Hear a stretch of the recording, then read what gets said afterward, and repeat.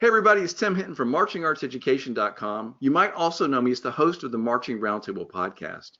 I have this great crew here tonight to talk about strategies for how to think about and watch shows that are being created and performed in this very unique situation we're in. With me tonight, Courtney Allison Mills from Color Guard EDU. How are you, Courtney? I'm great, Tim. Thank you so much for having me. Of course. And our special guest tonight, Shirley Dorritie. Shirley, how are you? I'm great. Thanks for inviting me to this. It's really exciting. Absolutely. So I think in this very unusual time we're in, we know that everybody has their own situation, and we need to watch all shows with a lot of empathy and grace toward the performers. We don't know what their situation is going to be. So we're going to talk about some things that I think will really help you, whether you're an instructor, a band director, a parent, a performer. I think this is going to be an interesting conversation. So Shirley, we'll start with you. Why don't you tell us briefly about who you are and about your new book? Sure. My name's Shirley Dorritie, and I've been involved in the pageantry and performing arts for 50 years or so, in a lot of different roles. But one of them was as an instructor, one of them was as a performer, one of them was as a judge and continues to be as a judge, and ultimately as a performance psychologist and performance specialist. So the thing that interested me the most is how people get really, really good at what they do, and the unique things that set people apart in terms of the quality of their achievement and how they handle performance situations, which is really, really applicable this year. In fact, Absolutely. I just finished a book. My new book is called Performing at the Top of Your Game, Strategies for When It Really Counts. And this is definitely one of those years. So exciting. And Shirley's going to be on a webinar with me on January 4th that you can watch for free at marchingartseducation.com. And you can find her website at performandachieve.com. So Courtney, you of course do Color Guard EDU, which is on our website at marchingartseducation.com. Tell us about what you do. Hi, a lot of you know me, some of you may not. My name is Courtney Allison Mills, and I am the modern contemporary dance teacher at the Center for Visual and Performing Arts in Arlington ISD. I also, like Tim said, I own Color Guard EDU, and I, as well as Shirley, I have a master's in performance psychology. I'm not a psychologist, but I have a master's in psychology and a bachelor's in dance. So definitely recognizing essentially what's happening right now in our activity in terms of the psychological impact this entire season has had, not just on the performers, but on the teachers, on the staff, you know, on the parents. So we get it. Right. So I went to the two top people I know about performance psychology, and here they are. So we're going to talk about this. Shirley, I'd like for you to sort of set this up for us. What is a way that we can think about the situation that everyone's in so that we have a lot of grace as we're watching their performances? Well, I think that one of the things that has helped me over the years, because it took a long time for me to figure out how to actually watch performances and really get the most out of them, especially as a judge, but also as a competitor.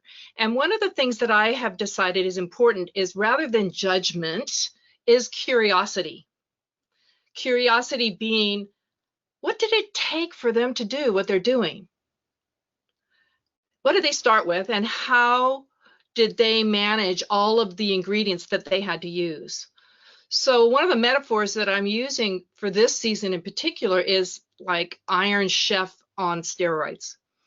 So Iron Chef has this premise, which is, we're going to give you a mystery ingredient and you have to figure out what to do with this mystery ingredient. So my Iron Chef version is, we're going to make banana bread, but you can't use bananas. You can only use what's in your larder, what's in your cupboard, what you have on hand. You can't cook it in a loaf pan. You have to separate it out into different kinds of shapes and sizes. You can only cook it at 100 degrees, and none of it can be in the oven at the same time. So, Courtney, if you were looking at that and you knew that those were the guidelines, how would you manage that? How would you think about that? Even thinking about it right now, like, my brain is fried. Like, immediately my brain goes to like complete shutdown mode. I feel like there's 25 browsers open and I need to close all of them. But absolutely, I'm thinking about all of these different things that you're talking about, these different containers with different ideas of visual artistry and oral artistry. I think all of these things just, we can't combine them. So now we're having to pick them apart, and we're having to look at them for what they are, and sometimes just online. And that's really, really hard. And you and I both know that the performance aspect, really a lot of it comes from that love of having the energy of somebody else watching or somebody else in the room, and making sure that there's an audience there and there's something that you get, there's an adrenaline rush. But now there's literally banana bread with no bananas. Yeah. So I can't compare it to banana bread. No. Right? I have to go, wow, this is really an interesting thing that I've never seen before and we've never experienced before. I wonder what it took for them to do this. And in that curiosity and I'm going to say compassion and understanding is a new way of appreciating how 2020 looks.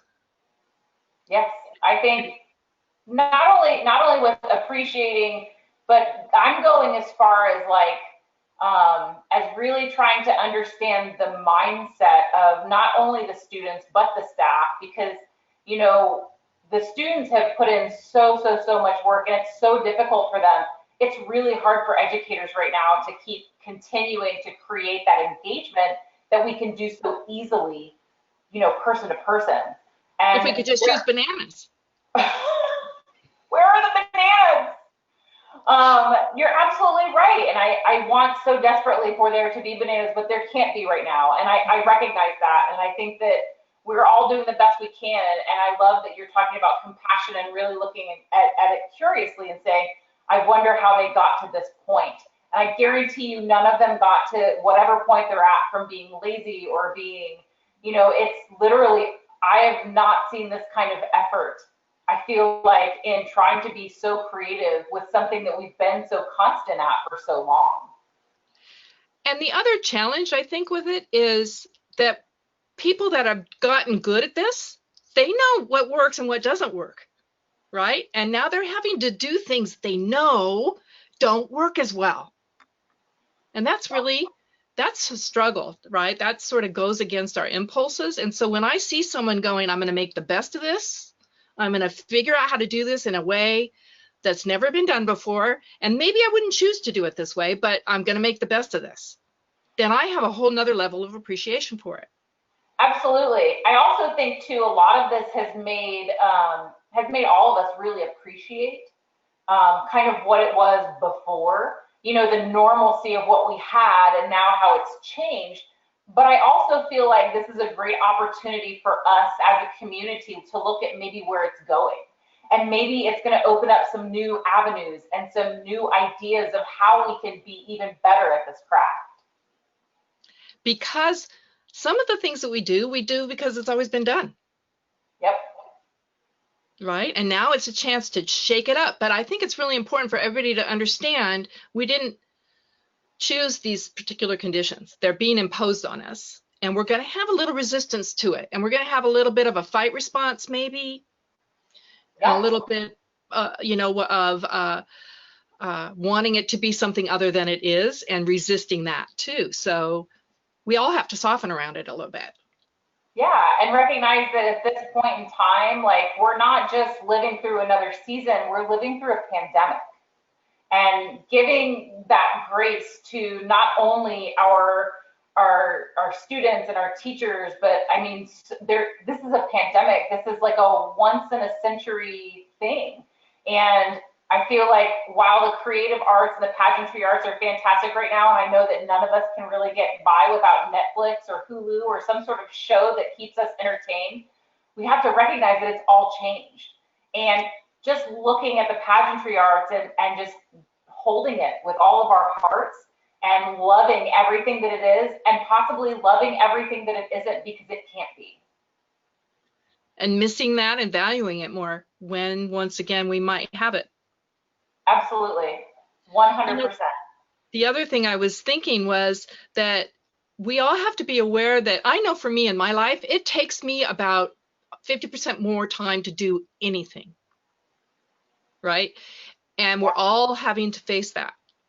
And we don't know what everyone is engaged in their home, what their home situation is like, and they're still showing up and they're still doing this. And I think part of this, as somebody who's in education currently, that like I have students, you know, some of them come in to take a class, a dance class, socially distant, albeit, but the only interaction they have that day is in that dance class with other people. And so some of them, literally the only class they come to in school is dance. So I'm sure that the same thing is happening with our marching bands and our color guards.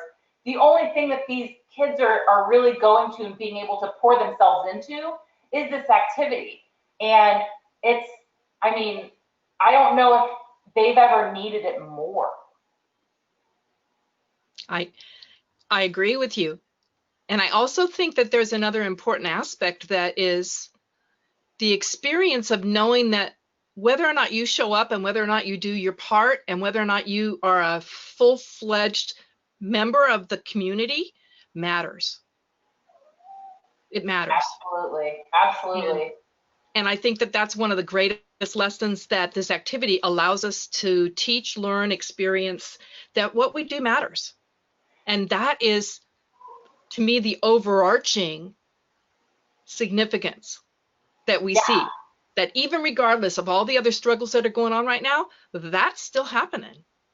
It's still happening, and it's still, I mean, I'm in Texas, so we have UIL state coming up. And so it's here, it's happening, and it's happening at the level that a lot of people are used to. But there are also a lot of schools that didn't get to participate or don't have the resources to be able to, you know, have those internet meetings because maybe their students don't have access to internet.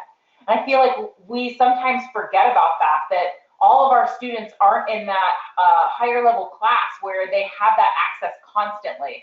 And some programs just aren't going to be able to handle that. And I think even going into the winter, it's going to be hard for some programs to survive that.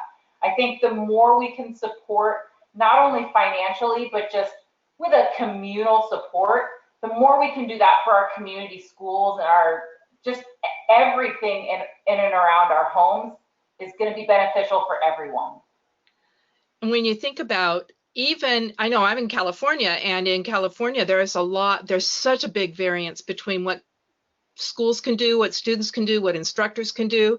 But, you know, let's just, you know, we're both color guard people, so we can talk about what it would take. What if you don't have a place to practice tosses? Right. What if you have nowhere to go to do that? What if you're a musician and you have nowhere to go to practice?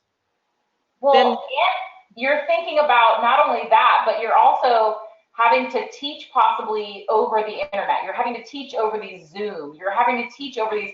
So there's not that person-to-person engagement. There's a camera to screen engagement where it just cheapens that feeling a little bit, but we know it's all they have. Right. So, yeah. And so again, it's like, okay, what did they have? And how did they make their banana bread? Without bananas, without internet access, without room to throw tosses. Yeah. Without a place to actually play your drums or play your instrument without interrupting someone else. So all of those ingredients are very, very unique this year. And I'm, you know, personally so impressed with the persistence of the activity to just keep going anyway, right? We got to be safe, of course, but we're creative and we do hard things. We do, and I love that. I think that this has been such a great, this sounds terrible, but it's been such a great challenge because it's made us all think in different ways. It's made us think about how to make that banana bread without the bananas. Like, how would we actually do that?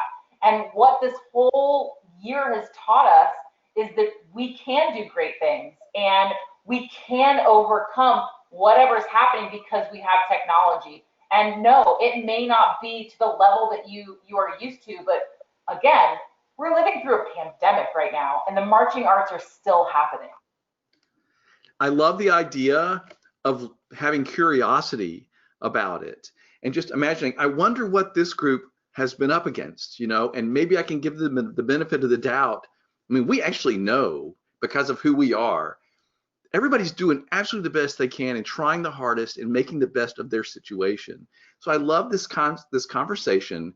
I just want to remind people to have that in their mind and think about that curiosity as you're watching any group, actually this year at this contest today, or any show you might see in the future. Just have that in your mind.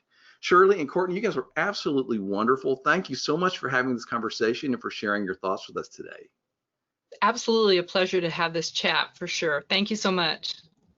Thanks, Tim.